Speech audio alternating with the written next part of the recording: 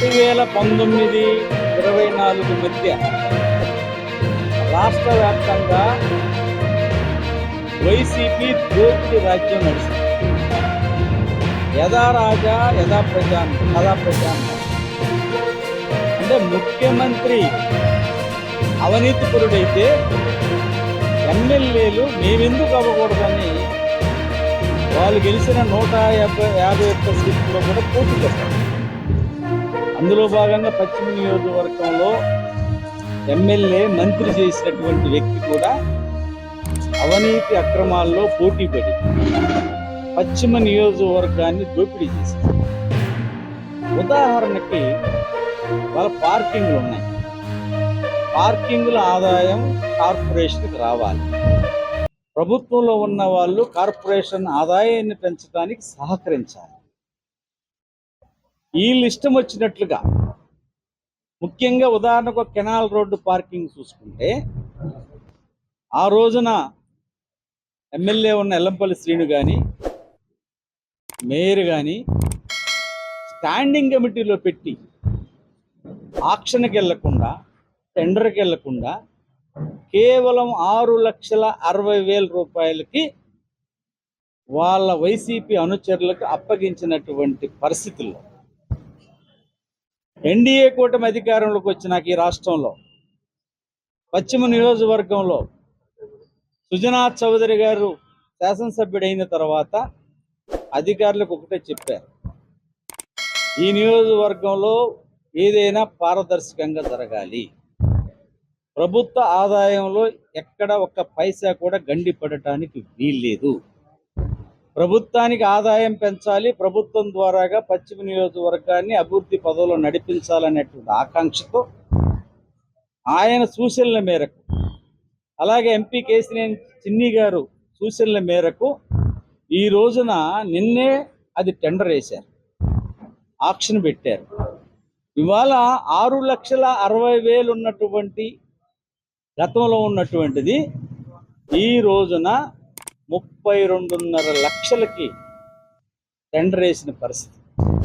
6,60,000 ఎక్కడ, 32 లక్షలు ఎక్కల, అంటే దాదాపు 26 లక్షల రూపాయలు ఒక సంవత్సరంలో కార్పొరేషన్ ఆదాయానికి గండిపడిన నేపథ్యాన్ని పశ్చిమ నియోజకవర్గ ప్రజలకు తెలియజేయాలి.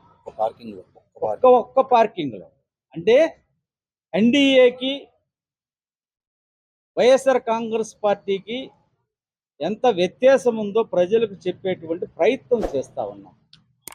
ప్రజలకు తెలుసు, ఏదైతే చంద్రబాబు గారి నాయకత్వంలో, నరేంద్ర మోదీ గారి నాయకత్వంలో, పవన్ కళ్యాణ్ గారి నాయకత్వంలో ఈ రాష్ట్రం అభివృద్ధి చెందుద్ది, ఈ రాష్ట్రం అప్పుల పాలైపోయింది, దీనిలో గాడిలో పెట్టగలిగినటువంటి వ్యక్తులు కూటమి నాయకత్వంలోనే సాధ్యమైందని రాష్ట్ర చరిత్రలో ఇవాళ 164 సీట్లు, దాదాపు 21 ఎంపీలు వాళ్ళ కూటమి ప్రభుత్వానికి ఇచ్చారంటే ప్రజలు ఏదైతే అపారమైనటువంటి నమ్మకంతో సమర్థవంతమైన నీతివంతమైన పాలన చేయగలరు అనేటువంటి నమ్మకంతో ఏదైతే ప్రజలు మాకు అవకాశం ఇచ్చారో, ఇక్కడ శాసనసభ్యులే కాదు, పార్లమెంటు సభ్యులే కాదు, తెలుగుదేశం పార్టీ కానీ, జనసేన కానీ, బీజేపీ నాయకులు కూడా పారదర్శకంగా ఉండాలి. ఏదైనా ప్రభుత్వ ఆదాయాన్ని కానీ, ప్రభుత్వ ఆస్తులు కానీ ఈ రోజున ఇష్టం వచ్చినట్టు ప్రైవేటు పార్కింగ్లు కూడా వైసీపీ ప్రభుత్వంలో నడిపించారు వాళ్ళ అనుమానాలను పెట్టి. ఇసుక విషయంలో కానివ్వండి, ఏ విషయంలో అయినా చెప్పుకుంటూ పోతే శాంతాడంతుంది అవినీతి అక్రమాల పుట్ట, చీమల పుట్టలాగా ఉంది. కాబట్టి దీన్ని సరిచేసేటువంటి మార్గానికి సరైన నాయకుడు వచ్చాడు సుజనా చౌదరి గారు. వాళ్ళ సుజనా చౌదరి గారి ఆకాంక్ష ఎట్లా ఉందంటే, ఏదైతే ఆయన ఎలక్షన్ల ముందు పాత టౌన్ను కొత్త టౌన్ చేయాలి, బెస్ట్ని బెస్ట్ చేయాలి, పశ్చిమ నియోజకవర్గ చరిత్రలో గతంలో కానీ భవిష్యత్తులో కానీ ఈ 5 ఏళ్ల అభివృద్ధి ఆదర్శంగా ఉండాలనేటువంటి ఆకాంక్షతో ఇవాళ సుజనా చౌదరి గారు ఒక ప్రణాళికాబద్ధమైనటువంటి పాలనకు శ్రీకారం చుట్టి ఈరోజు 22 డివిజన్లో కూడా ఎక్కడెక్కడ సమస్యలు ఉన్నాయి అవి కేంద్ర పరిధులు ఏమున్నాయి, రాష్ట్ర పరిధులు ఏమున్నాయి, టూరిజంగా ఏ రకంగా పశ్చిమ నియోజకవర్గాన్ని అభివృద్ధి చేయాలి, గాంధీ హిల్ కానీ అమ్మవారి గుడి కానీ ఏదైతే పశ్చిమ నియోజకవర్గంలో పాత బస్తీని కొత్త బస్తీ చేయాలని ఒక తపనతోటి ఒక ఆకాంక్షతోటి ఒక ప్రణాళికలు సిద్ధం చేపిస్తా ఉన్నారు, సర్వే చేస్తా ఉన్నారు 22 డివిజన్లో. ఏమేమి సమస్యలు ఉన్నాయి, ఆ పరిష్కారానికి మనం ఏమేమి తేవాలి.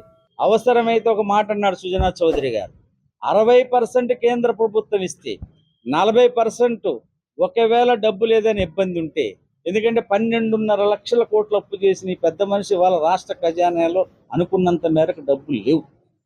అయినా ఆ 40%ను నేను కానీ నా మిత్రులు కానీ ద్వారాగా ఆ డబ్బును కూడా పూర్తి చేసి రూపాయికి రూపాయి పశ్చిమ నియోజకవర్గంలో కొండ ప్రాంతాల్లో నీటి సమస్య కానీ, ఎలక్ట్రికల్ సమస్య కానీ, రోడ్లు సమస్య కానీ, మెట్లు సమస్య కానీ, రిటర్నింగ్ వాల్స్ కానీ మేజర్గా ఇవాళ నీటి ఇబ్బంది ఎదుర్కొంటా ఉన్నారు.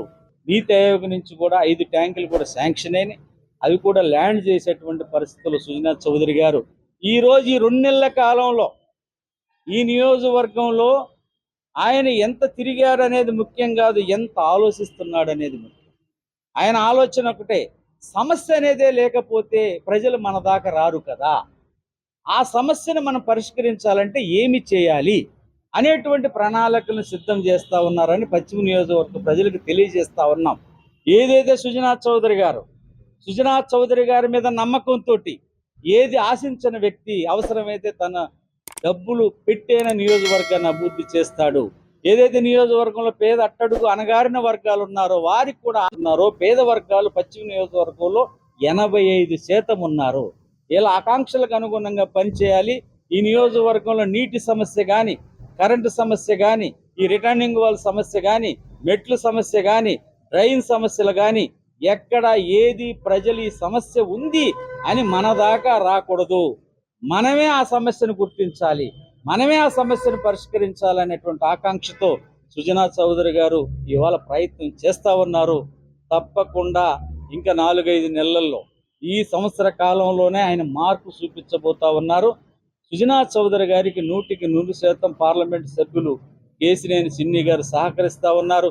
ఎందుకంటే ఆ రోజు చెప్పాము ఎలక్షన్ల ముందు, కేంద్రాన్ని ఒప్పించగలిగిన, రాష్ట్రాన్ని ఒప్పించగలిగిన అక్కడ నరేంద్ర మోడీ గారిని కానీ, ఇక్కడ చంద్రబాబు నాయుడు గారు కానీ, పవన్ కళ్యాణ్ గారు కానీ అత్యంత ఆప్తుడైనటువంటి సుజనా చౌదరి గారి నాయకత్వంలో ఇటువంటి అరాచకాలు ఉండవు.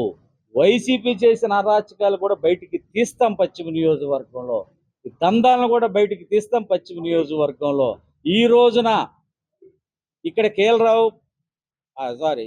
కెనాల్ రోడ్డు పార్కింగే కాదు, కాళేశ్వరరావు మార్కెట్ దగ్గర పార్కింగ్ కానీ, గాంధీజీ మున్సిపల్ హై స్కూల్ దగ్గర పార్కింగ్ కానీ అవన్నీ కూడా టెండర్లు కూడా వేసి అయిపోయింది. నిన్న కెనాల్ రోడ్డు టెండర్ వేశారు, ఆక్షన్ పెట్టారు. దీన్ని బట్టి అర్థం చేసుకోవాలి ప్రజలు, ఇక్కడ ప్రజాప్రతినిధులను చెప్పుకున్నటువంటి వాళ్ళు ప్రజలకు పని చేయకపోగా దోపిడీ చేశారని చెప్పడానికి మేము ఈ ప్రయత్నం చేస్తా ఉన్నాం. ఈ కూటమి ప్రభుత్వంలో సుజనా చౌదరి గారి నాయకత్వంలో తప్పకుండా ఈ నియోజకవర్గాన్ని అన్ని రకాలుగా అభివృద్ధి చేస్తాం. అవినీతి మరకనేది పశ్చిమ నియోజకవర్గంలో ఉండదని తెలియజేస్తాం. ఇప్పుడు మాజీ మంత్రి